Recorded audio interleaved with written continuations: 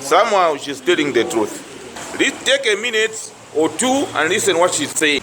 What I'm about to say is going to trigger a lot of insecure, morally corrupt black men, but I'm going to say it anyways. One of the major reasons black men have lost all power is because of sex. You see, black men are always in the forefront when the topic of male promiscuity is being discussed. Like we all see on the internet daily, they are usually in full support of male promiscuity. They don't see how it has affected them. You wonder why black men these days lack empathy for women?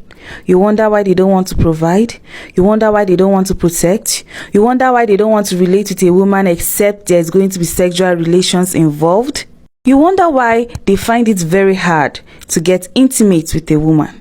You wonder why a lot of them can't seem to connect to their kids? You wonder why they don't seem to care about what is going on in the world, but they do care about sex. You wonder why a lot of them no longer care for their mothers and they are no longer family oriented. You wonder why they are filled with so much hate, even for their own race. You wonder why when other races want to acknowledge black men, the first thing they remember is that they carry a very big private part. Simply put, they only feel like black men are good when it comes to sex. You wonder why black men are now crossing sexual boundaries and sleeping with anything that has a hole in it? You wonder why there's an alarming increase in the rate of joblessness and brokenness amongst black men of this generation? You may be wondering why I say sex is part of the reason for all these problems. Well, sex is spiritual and sex has made them numb. You see, sex is like a ritual. Once you choose not to have boundaries when it comes to sex, you will just keep going until you finally lose yourself. You will get to a point when you are practically no longer in control of yourself and you will decide that women are not enough.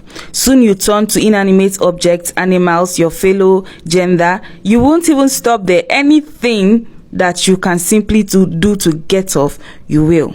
And at that point, no one is safe around you, including your children, your colleagues, your siblings. That's why you see a lot of perverts and predators. And if you think this is an exaggeration, why do you think people in the occult always have sexual practices? Besides that, have you seen black men who are totally in control of their sexual desires? Have you seen the kind of aura they have? Have you seen the kind of power they command? It doesn't even matter whether they have so much money or not. Have you seen their aura?